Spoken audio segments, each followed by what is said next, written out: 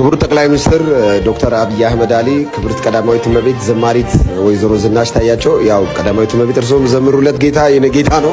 ዘመኑን ሙሉ ለዚህ ጌታ ስለሰጡ ደግሞ ለዚህ ጌታ ለመዘመር እግዚአብሔር ስለረዳው እጅግ አድርጌ ጌታን አመሰግናለሁ።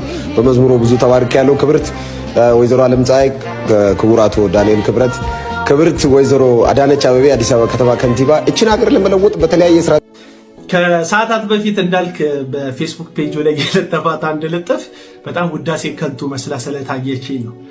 እንደምታዩት ለክብርት እመቤቲቱ ለዝናሽ ታያቸው የተጻፈ ጽሑፍ እንደሆነ በልጥፉ ላይ ከላይ ገልጿል።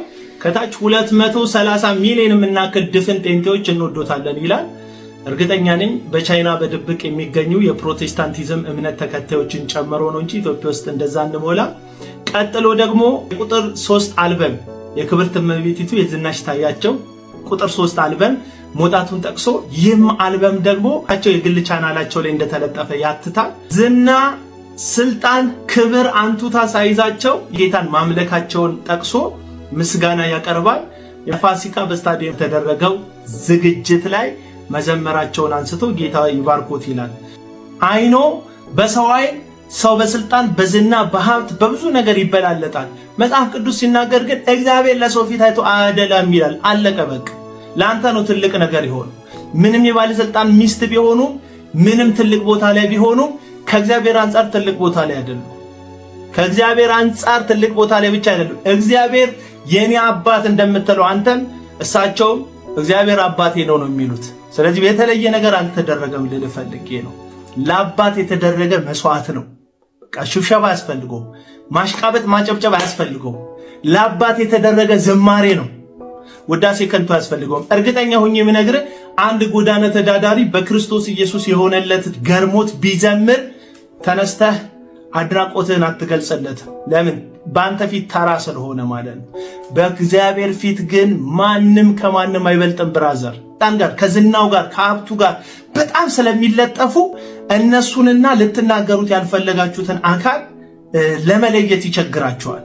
ልክ ትርፍ አንጀትን ለማስወገድ የቀዶ ጥገና ሐኪም ጓንቱን አድርጎ ገብቶ የሚያስፈልገውን አካል ከማያስፈልገው አካል በመቀሱ በስለቱ ለይቶ እንደሚገላግል በጣም ጥንቃቄ ያስፈልጋል። ነገራችን ላይ አጉል አለጣጠፍ ስለተለጠፈው ስለ እንዳልካቸው ዘነበ ነው። ቀደም ሌላኛውን ሰርቼላችኋለሁ፣ ከታች ቪዲዮን አስቀምጥላችኋለሁ። ባለስልጣንን የምትጠጉበትን አጠጋግ ሁሉም ተመልካች ይረዳዋል። ከዛም ባለፈ ደግሞ ራሳቸው የምታወድሷቸው ግለሰቦች በምን ምክንያት እያወደሳቸዋቸው እንደሆነ የሚያውቁ ይመስለኛል። ይሄ ደግሞ በጣም የሚያሳፍር ተግባር እና ዝናሽ ታያቸው በእግዚአብሔር ፊት ልጅ ናቸው። በክርስቶስ ስላመኑ አድገው የጠቅላይ ሚኒስትሩ ባለቤት ስለሆኑ ከልጅነት ከፍ አይሉ። ከልጅነት ግዴታቸውን ነው ያደረጉት። ለዛ ደግሞ ምስጋና መቀበል ያለባቸው አይመስለኝም። በማመስገን መቀጠል ነው ያለባቸው። ሰው ሳያስበው በትዕቢት እንዲወጣ እንደ ናቡከደነጾር በእጄ የሰራሁት ብሎ ከአምላኩ ከእግዚአብሔር ጋር እንዲጣላ የትዕቢትን መርዝ በሰው ትንሽ ልብ ውስጥ የምትከቱ እንዳልክ ያላችሁ አደግዳጊዎች ዝም በሉ እስቲ። ሰው አምላኩን ያመስግንበት። በስልጣንም ሆኑ ከስልጣንም ውጭ ሆኑ፣ ድሃም ሆኑ ሀብታም ሆኑ እግዚአብሔርን ያመስግንበት። ስጋ የለበሰው ሁሉ በእግዚአብሔር ፊት ኢምንት ስለሆነ ውበቱ እንደ ሳር ስለሆነ የሚረግፍ እንደ ጤዛ ያለ ስለሆነ፣ ስለዚህ እንደዚህም ብላችሁ ባታደገድጉ ደስ ይለኛል። ሰላሙ እስኪ ይሄ መውረጃው የደረሰ ሽማግሌ የሚለውን ሰምተን እንመለስ እስኪ። እስራኤል ዳንሳ እንቅልፌን አሳጥቶ ሲያጃጅለኝ አመሸ። ያመንዷል አንዲት ነገር ሳያወራ ወጣ። እኔ የምለው ኮተት ባርሲሳ ልበል። የሰው ልጅ የሚያውቀውን አይደል እንደ የሚያወራው? የማያውቀውን ከየት አምጥቶ እንዲያወራልን የፈለከው? ምን እንዲያወራልን የፈለከው? የሚያውቀውን አወራ። ሰውየው ምንም በማያውቀው ነገር የግድ በቃ መታችሁ ምናምን እንደዚህ እንዴት ነው የምታስቡት? ቆይ ለምን ስርዓት አይኖራችሁ? ሰሞኑን አሁን ተበርሲሳ ከእስራኤል ዳንሳ ጋር ተያይዞ የዳይመንዷን ጉዳይ ካነሳ በኋላ እንደምትመለከቱት እስራኤል ዳንሳ ኮመንት ሴክሽኑን እስኪዘጋ ድረስ ህዝቡ አስጨንቆታል። እንዲህ ከተባበረን በአንድ ላይ ከቆመን ለእውነት ለጽድቅ ለፍትህ ከብሔር ከዘር ከሃይማኖተኝነት አስተሳሰብ ወጥተን እምነታችንን ባከበረ መንገድ ለእውነትና ለፍትህ ከቆመን እንዴት እንደምናስጨንቃቸው ሐሰተኞችን፣ አመፀኞችን፣ በግፍ የሚኖሩ ነዋሪዎችን እንዴት አድርገን ሞጫና መግቢያ እንደምናሳጣቸው የታየበት ነው። እንግዲህ የእስራኤል ዳንሳ የአካውንት ኮመንት ሴክሽን መዘጋት፣ ኮመንት ሴክሽን ብቻ አይደለም፣ የተበደሉ ሰዎች ፍትህን እንዲያገኙ፣ በዳዮች ደግሞ በህግ ሊጠየቁ የሚችሉበትንም ነገር ማመቻቸት እንችላለን። ይህ እንዳለ ሆኖ ቀድሞ የሰማችሁት ድሬዱ እንኳን እርሱ ጭንቅላት ላይ መኖር አልፈልግም ብሎ እስኪሸሸው ድረስ ያስተሳሰብ ጥበት ያለበት ግንኙነት የታወረ ግለሰብ አውንታም በርሲሳን በዚህ ያክል መጠን አቃሎ ሲናገሩ ተመልክታችኋል። ደግሞ ይህንን ዘረኛ እንስማውና አንድ ላይ ሀሳብ እንሰጥበታለን። ትክክለኛ ደፋር ከሆንክ ግለሰቦችን አታክ ከምታደርግ በመንግስት ካባ ውስጥ ሆኖ ህዝብን የሚዘርፉትና የሚጨቁኑትን እስኪ እነሱን አጋልጣቸው። በመንግስት ካባ ስር ሆኖ ጽንፈኛውን የሚያደራጁትን እስኪ እነሱን ፈልፍለ ስለነሱ አውጣ። በተለይ ከደቡብና ከኦሮሚያ በመንፈሳዊ ሆነ በዓለማዊ የሚወጡ ሰዎችን የማይወዱ አንዳንድ ጽንፈኛ ቡድኖች የሚሰጡን አጀንዳ እየወሰድክ ከነሱ ጭብጨባ ለማግኘት ብለህ እነ እስራኤል ዳንሳ ላይ የምታደርገው ነገር አቆም። በቃ ይደብራል። እስራኤል ዳንሳ ላይ እዩ ጩፋ ትላላችሁ። እነዛ የኦሮሞ ልጆች እነ ነቢ ጉቲ ማን ገቢ ጉተማ ነው ማን ነው ነጭሮ ላይ ምናምን ሌሎች አሉ አለ። የዚህ ደግሞ የባሰ ነው። እንደሰማችሁት ነው። ትንኩብኝ የሚለው በሃይማኖት ካባ ውስጥ የተደበቁትን እሱ ተወልጄበታለሁ ብሎ ከሚያስበው ከደቡብ አካባቢ የወጡትን ሰዎች ነው። ጥሪው ደግሞ ከኦሮሞ ህዝብ ጋር ኮላብ አድርጎ የኦሮሞና የደቡብን ህዝብ አትንኩ ብሎ ሌሎችን በሌላ በኩል ፈርጆ ለመናገር ሲሞክር ነው የተመለከታችሁት። የሚገርም ነው። ወንጀለኛ ወይም ሌባ ብሔርም ሃይማኖትም ዘርም እኮ የለውም።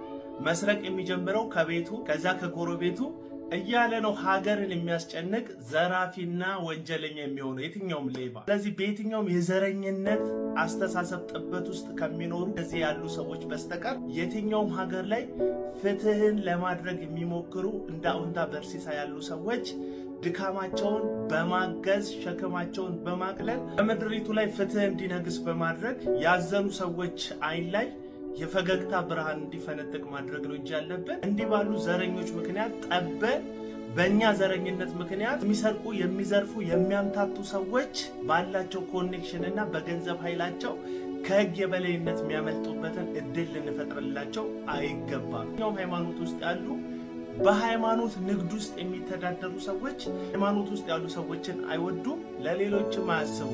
ሌሎች እንደሚያስቡና ለሌሎች እንደሚኖሩ በአደባባይ ቢመሰክሩም ቅሉ ግን ለራሳቸውና ለቤተሰቦቻቸው ብቻ ነው ሊሆኑ የሚችሉ። አሁን ጥሩ ስራ ነው የተሰራው። የእስራኤል ዳንሳ የኮመንት ሴክሽን ተዘግቷል። ደግሞ ወደ ፍትህ አደባባይ እንዲሄድ አድርገን በተከተለ መልኩ መጣራት ያለባቸው ነገሮች ተጣርተው ፍትህ ማግኘት ያለባቸው ብዙ ተበዳዮች ካሉ በፍርድ የሚዳኝበትን ስርዓት ማመቻቸት አለብን ብዬ አስባለሁ። ፕሮቴስታንት ያሉ አንዳንድ ዘይት ሻጮች ልክ እንደ እዩ ጩፋ ያሉት እንዲህ ያለ ፋይቭ ስታር ሆቴል በትውልድ ከተማቸው ላይ ገንብተዋል።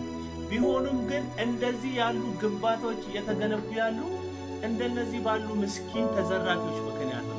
ዘይት ይፈውሰኛል ይለውጠኛል ብለው ተታለው በሚገዙ ምስኪን ሰዎች ገንዘብ ነው ይሄ ነገር የቆመው።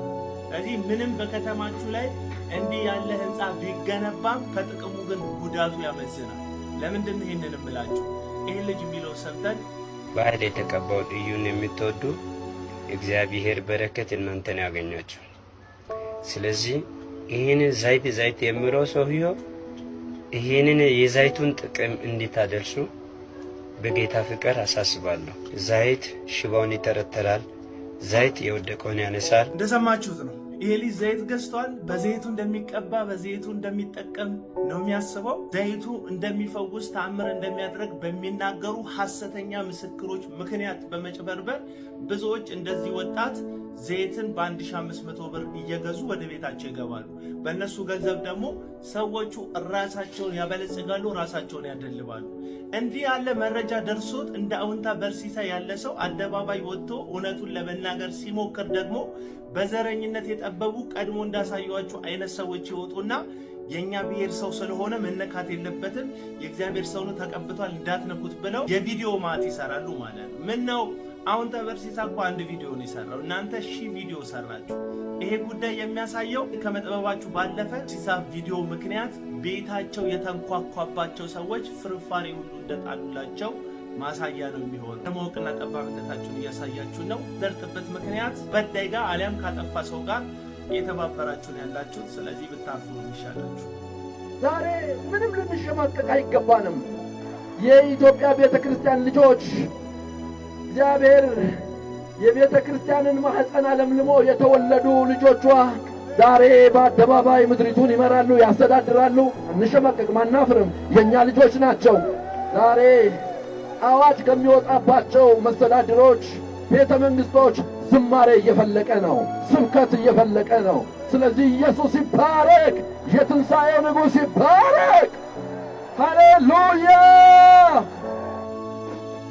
ይህን ንግግር የሰማችሁት አሁን ያለፈው ፋሲካ ቀዳማዊ እመቤት ዝናሽ ታያቸው በተገኙበት ስታዲየም ውስጥ በተደረገ የወንጌላውያን ፕሮግራም ላይ ነው። ይህን ንግግር የሚናገረውም ግለሰብ እንግዲህ ኃላፊነት ሹመት ያለው የቤተክርስቲያን አገልጋይ ነው። ምንም የምንሸማቀቅበት ነገር የለም፣ አናፍርም። ምክንያቱም ቤተክርስቲያን ያፈራቻቸው ሰዎች ቤተ መንግስት ገብቷል፣ ሀገሪቱን እየመሩ ነው የሚል ጠቅለል ያለ ሐሳብ ነው የሚናገረው። አናፍረውና የማንሸማቀቀው ወንጌል ስለማያሳፍርና ስለማያሸማቅቅ ነው እንጂ ጠቅላይ ሚኒስተራችን የፕሮቴስታንት እምነት ተከታይ ስለሆኑ አይደለም። ወይም ቤተ መንግስት ውስጥ የፕሮቴስታንት እምነት ተከታዮች በብዛት ስለሚገኙ አይደለም። ወንጌል አያሳፍርም። መጽሐፍ ቅዱስ ሲናገር አላፍርበትምና ያመንኩትን አውቃለሁና ብሎ ሐዋርያው ቅዱስ ጳውሎስ ለመንፈሳዊ ልጁ ለጢሞቴዎስ ይነግረዋል። ያመንኩትን ስለማቅ ነው ማላፍርበት ይላል።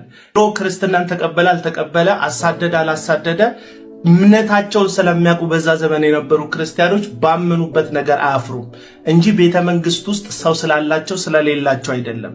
አሁንም ቢሆን አስረግጠን የምንነግራችሁ ያመንበትን ስለምናቅ ያመነው ክርስቶስ ደግሞ ለዘላለም ሕይወት ተስፋ ስለሰጠን እንጂ ማንም ቤተ መንግስት ውስጥ ስለገባና ስላልገባ አይደለም። ቀዳማዊ እመቤቲቱም ቢሆኑ በቦታው ላይ የተገኙት እንደ አንድ የፕሮቴስታንት እምነት አገልጋይና አማኝነታቸው እንጂ በቤተ መንግስት ውክልና አይደለም። ይህንን ደግሞ ጠቅላይ ሚኒስትር አብይ አህመድ አስረግጦ እናንተው በተሰበሰባችሁበት ቦታ ላይ ነግሯቸዋል። ይሄ መንግስት የብልጽግና መንግስት እንጂ የፕሮቴስታንት መንግስት አይደለም ብሎ ይህንን ስሙት እስኪ። አሁን ያለው መንግስት አንደኛ የፕሮቴስታንት መንግስት አይደለም፣ የኢትዮጵያ መንግስት ነው። 14.5 ሚሊዮን አባል ያለው ብዙ እስላሞች፣ ብዙ ኦርቶዶክሶች፣ ብዙ ጴንጤዎች፣ ብዙ የማያምኑ ሰዎች ያሉበት ነው። ለምሳሌ ፓርቲያችንን እኔ እናንተ አካባቢ ነኝ፣ ምክትሌ ኦርቶዶክስ ናቸው፣ ሌላው ምክትሌ ሙስሊም ናቸው። በጋራ ነው ፖሊሲ የምናወጣው። የተለየ ባለቤት ለመሆን ማትሞክሩ፣ የተለየ ደጋፊ ነንም አትበሉ። ከናንተ ውስጥ እንደ ዜጋ ይሄ ራዕይ ይጠቅመኛል ይፈለገናል ያልፈለገናል መብቱ ነው። እንደዛ ብሎ የሚያስቡ ሰዎችም ትክክል አይደሉም። በእምነት ቦታ ላይ የፖለቲካ አመራሮች ሲገኙ እንደ ምእመን ነው መሆን ያለባቸው እንጂ እንደለመዱት መድረክ የሚሻሙበትና ዲስኩር የሚያደርጉበት ከሆነ ይበላሻል። የሄዱ ዲስኩር የሚያደርጉ ፖለቲከኞች ያ መድረክ ለነሱ የተገባ አይደለም፣ አይመጥኑትም። መድረኩ ራሱ እዚህ ጋር እንደምናገረው ሁሉ አንተ ጋር ስመጣ አንተ ነህ የሚገባ የተቀባው ለዛ እንጂ እኔ አይደለሁም። ከባለቤቱ ያወቀ ምንድነው እንደሚሉ አበው ቤተ መንግስት ውስጥ እኛ ነን ያለነው ብሎ መመጻደቅ ስጋዊነት እንጂ መንፈሳዊነት አይደለም። የሚመካ ቢኖር በእግዚአብሔር ይመካ ይላል መጽሐፍ ቅዱስ። ሰላሙን